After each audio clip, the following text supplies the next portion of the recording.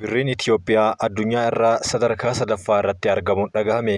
Osoo gatiin doolaaraa akkanatti dabalaa jiru birriin Itiyoophiyaa akkamiin sadarkaa kanarratti argamte kan jedhuuf ammoo hanga xumuraatti yoo nu dhaggeeffattan kan isin biraan geenu ta'a. Oduu biraatiin Itiyoophiyaan ji'oota 10 darban keessatti alergii bunaa irraa gatii doolaara Ameerikaa biiliyoona 2tti dhiyaatu argachuu guyyaa har'aa kan ifa godhamee jira. Gara Gaazaatti yoo dabarru haleellaa Israa'el halkan tokko qofaan raawwatteen yoo xiqqaate namoonni 40 lubbuu isaanii sa'aatii 24 qofa keessatti akka dhabanii fi namoonni dhibbaan lakkaa'aman ammoo akka madaa'an gabaasaaleen garaagaraa qabatanii bahanii jiru. Oduu kanaa fi kanneen biroo kan isin biraan geenu ta'a hanga xumuraatti nu waliin turaa isiniin jenna.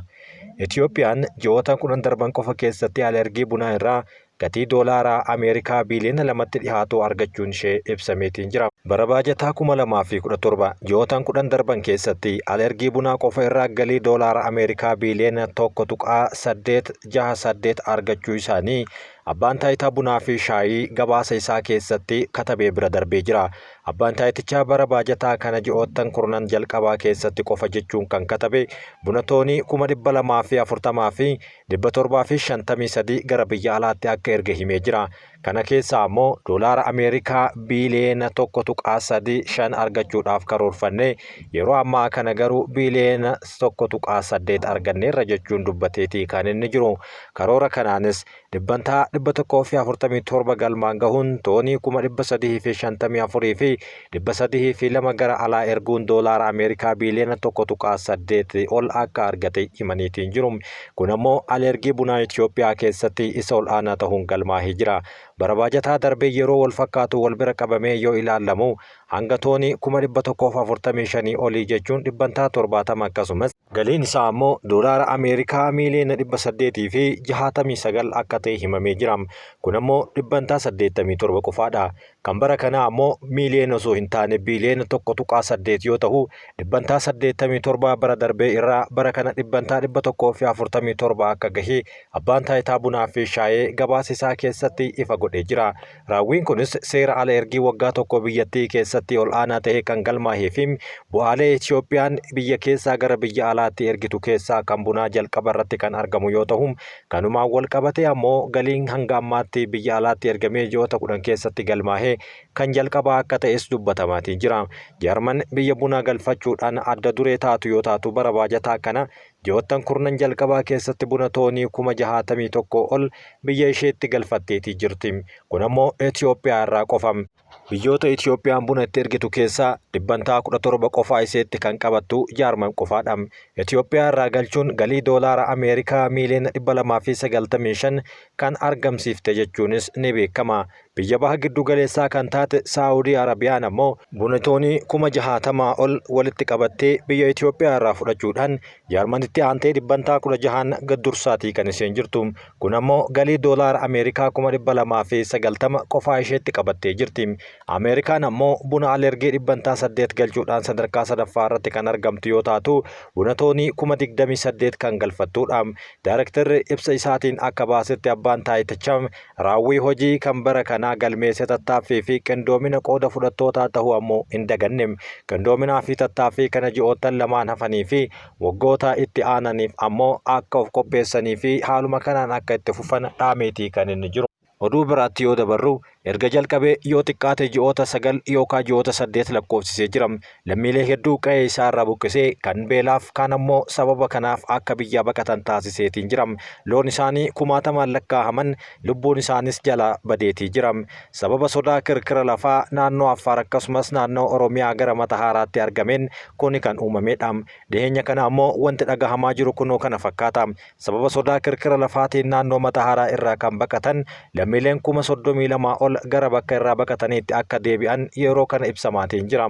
Naannoon sababa kirkira lafaa yookaan sodaa kirkira lafaatiin hawaasni dahoo irraa buqqa'ee ture kun fuula duraafis balaa wal fakkaataa akka hin dhoofne yookaan akka hin fidne qorannoodhaan mirkanaa'eera jechuun warri qorattootaa ifa godhaniitiin jiru.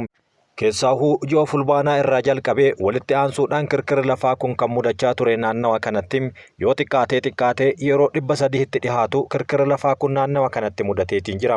Bishaan ho'aan lafaa bahuu, gaarri ibidda bobahuu, kanaa fi kan kana fakkaatan qabeenyaa fi qe'ee isaanii dhiisanii baqachuus isaan mudateetii jira. Awaash Fantaalleetti sababa kirkira lafaa mudateen jiraattonni 32,620 naannoo Matahaaraa gandoota 7 keessa jiraatan sodaa balaa irraa kan ka'e naannawa san gallakkisanii bahamuun isaanii ni beekama. Hoogganaan buusaa gonfaa Oromiyaa dursaa akeekkachiisaa kan kennaa turan obbo Xilahuun Kumsaa raadiyootti himaniiti kan isaan turan. Kaleessa raadiyoo Ahaduu irratti akka haasaa itti aanu dubbatanii jiran yeroo ammaa kana naannoleen balaa kirkira lafaa mudachuu dhabuu irraa kan ka'e hojiin jiraattota gara qe'ee isaanii jalqabaatti deebisuu eegalamuu qaba jechuun ibsanii jiru. Qondaalli kun itti dabaluunis erga namoonni baqatan naannoo isaanii gadhiisanii ba'anii ji'oottan 3 keessatti kirkira lafaa galmaa'ee waan hin beekneef yookaan galmaa'ee waan hin jirreef jiraattonni naannoo isaanii kan duraan irraa baqatanitti amma deebi'uu qabu jechuun dubbataniiru. Awaash Fantaallee Matahaaraa akkasumas iddoowwan naannawa sanitti dhihaatan buqqaan dabalatee naannoo Affaaritti namoota 32,620 kanneen jiranii fi miidhaan kirkira lafaa kan irra hin geenyeef hundaaf sodaa buqqa'uu naannoo Affaaritti buqqaatonni 60,000 ol akka argaman dubbatameetii jira. Baqattoonni kunneen haala kam keessatti argamu kan jedhuuf ammoo gara fuulduraatti waan irra geenneen kan isin biraan geennu ta'a. Doolaarri tokko dur birra Itoophiyaa tokkoo fi saantima 7tti sharafamaa jechuun oduu dhageenye turre. Kun ammoo waggootaan osoo jijjiiramaa deemu yoo xiqqaatee dhiheenyuma kana osoo waggaa hin guutin doolaarri Ameerikaa tokko birra Itoophiyaa 56tti sharafamaatiin ture. Dhiheenya kana ammoo turtii ji'oota muraasaa keessatti doolaarri tokko hanga qarshii 132 jennaan ammoo 152 gabaa gurraachatti kan ol guddatu dhageenye jirra. Kanumaan wal qabatee birriin Itoophiyaa addunyaa irratti mallaqa laafaa sadaffaa jechuudhaan galmooftee jirti. Jabinni birri Itoophiyaa laafaa dhufuun wayita ammaa kana mallaqa dhaabbata addunyaa hunda irraa sadarkaa sadaffaa irratti argamteetii jirti. Kun ammoo akkamitti taheen gaafii hunda keenyaa ta'uu hin oolu. Lolli biyyattii keessatti boba'aa jiru gatii birri Itoophiyaa gadi bu'uu keessatti qooda guddaa fudhateera jechuunis dubbatamaa jira. Mootummaan giddu galeessaa birrii doolaaraan wal bira qabamee yoo ilaalamu gatii dhaabsisuun tarkaanfii fudhatamaa jirus birriin akka laaftu gumaacha taasisan keessaa tokko ta'uun amma wal harkaan fuudhanii xiinxaltoonni fi qeeqtonnis dubbataa jiru. Sadarkaa Piroofeesara Diinagdee Yuunivarsiitii Joons Hoopkins Steve Hankeetiin kan qindaa'ee fi kan dubbatame yoo ta'u oduu kanaan ammoo akka jedhanitti birriin Itoophiyaa doolaaraan wal bira qabamee yoo ilaalamu dhibbantaa 27 gadi bu'uun sadarkaa sadaffaa irratti kan argamtu yoo ta'u mallaqa Veenzuweelaa Boolivaarii fi mallaqa Zimbaabuwee Zig jedhamu sadarkaa tokkoffaa fi lammaffaa irratti kan isaan argamanidha. Gamtaan Awurooppaa qoqqobbii haaraa Raashiyaa irra kaahuudhaaf waliigaluun dhagahame. Gamtaan Awurooppaa qoqqobbii haaraa Raashiyaa irra kaahuudhaaf waliigaltee irra gahuu hoogganaan imaammata alaa gamtichaa Jaadaa Kaalaas himaniitii kan isaan jiran. Qoqqobbiin haaraan kun dureewwan daldala Raashiyaa fi daldala boba'aa irratti kan xiyyeeffate ta'uus himamaa jira. Qoqqobbiin kun waraanni Raashiyaa Yukureen irratti raawwatu dhaabuudhaaf kan kaayyeffate akka ta'us Kaajaa Kaalaas dubbateetii kan inni jiru. Gamtaan Awurooppaa erga waraanni Raashiyaa fi Yukureen jalqabee Raashiyaa irratti qoqqobbii garaagaraa kaa'aa akka tures kanaan dura gabaasaaleen garaagaraa bahaa turan ni yaadachiisu. Yeroo biyyoonni lamaan marii Turkiitti geggeessuudhaaf qophii irra jiran kanatti ammoo gamtaan Awurooppaa kana gochuun Puutiiniin dheekkumsa biraa keessa galchuu danda'a jechuun sodaan biraa kaa'amaatii kan inni jiru. Gamtaan Awurooppaa yeroo garaagaraatti murtee kana fudhachaa kan turee fi murtee yeroo ammaa kanaatiin ammoo Ameerikaadhaan ala murteessaa akka jirus dubbatama. Ameerikaan kana keessa kan hin jirree fi turtii isaan yookaan Zelenskii fi Puutiin Tarkiitti waliin mari'achuuf godhan irratti kallattiidhaan hirmaachuuf fedha akka qabdu Doonaald Tiraamp afaan isaaniitiin yeroo isaan dubbataa jiran kanatti gamtaan Awurooppaa kana murteessuun ammoo maal fiduu danda'a wanti jedhamu ammoo gaafii taheetii kan inni jiru. Hooggantoonni biyyoota lixaa yeroo garaagaraatti waan Raashiyaan hojjettu gaaris yoo ta'e kan isaaniif hin liqimsamnedha. Kanumaan wal qabatee ministeerri dhimma alaa UK Puutiin jila sadarkaa gadaanaa mariidhaaf erguu isaatiif qeeqaniitii kan isaan jiran. Mariin kanarratti dhimmi alaa kun akka jedhetti yoo xiqqaatee ofiiyyuu deemuu qaba jechuun qeeqee jira. Ministeerri dhimma alaa UK Daavid Laamin marii naatootti hirmaachuudhaaf ministeera dhimma alaa Ameerikaa Maarko Ruubiyoo waliin Antaaliyaatti wal arganiitii kan isaan jiran. Aanga'aan kun marii nagahaa Yukureen har'a Istaanbuulitti geggeeffamuuf jiruuf jila sadarkaa gadi aanaa erguu isaaniitiif Vilaadimiir Puutiin qeeqaniitiin jiran. Yukureen cinaa dhaabbachuu fi nagahaa fi haqa akka mirkaneessuuf ergaa tokkicha qabannee dhufna jechuunis dhaadatanii jiru.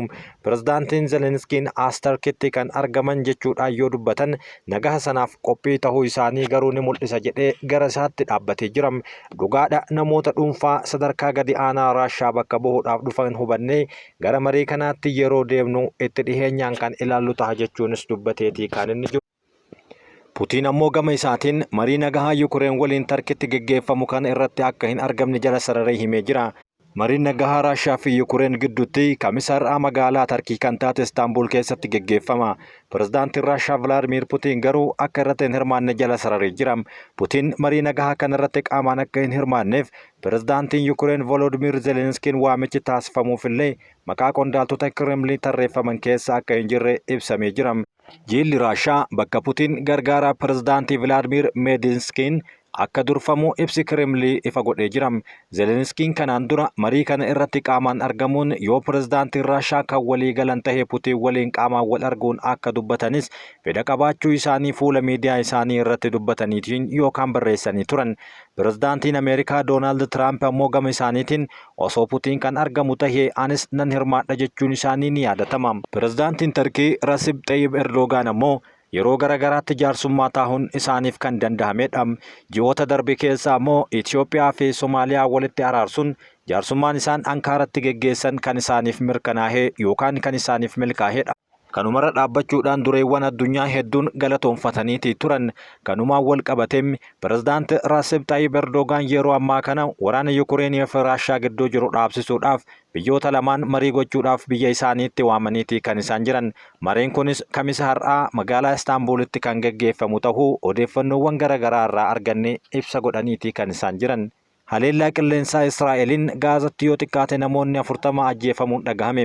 Yeroo ulaa galaanaa cufamee jirutti haleellaa qilleensaa Israa'el raawwatteen namoonni 40 ajjeefamuu maddeen Naasir Hospitaal mul'isaniitii kan isaan jiran. Haleellaan kun qilleensa irratti kibba Gaazaa keessatti bakkeewwan 9 adda baasuudhaan kan raawwate yookaan kan xiyyeeffate ta'uun jiraattonnii fi namoonni naannawa san jiran hedduun isaanii himaniitii kan isaan jiran. Karaa gama kaabaan ammoo humnoonni ishee haleellaa geggeessuu jechuudhaan namoonni magaalaa Gaazaa keessaa akka jiranitti dubbataniitii kan isaan jiran. Kana mootuu guutumaan guututti ifa kan godhan warroota hospitaala keessatti namoota dhukkubsatanii fi namoota ajjeefaman yaalaa turanidha. Israa'el haleellaa babal'isaa jiraachuun ishee ammoo namoonni baay'een beelaaf saaxilamuu jechuudhaan dhaabbileen gargaarsaa akeekkachiisaatii kan isaan jiran.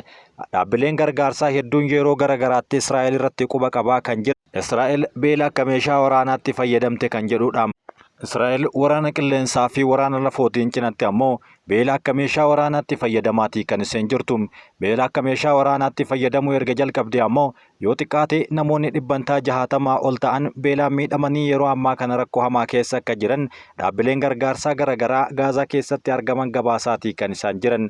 Dhiyeenya kana ammoo doonii gargaarsa feetee gara Gaazaatti imalaa turte rukutuudhaan galaana keessatti akka isheen dhokachiiftes dubbatamaatii kan isaan jiran.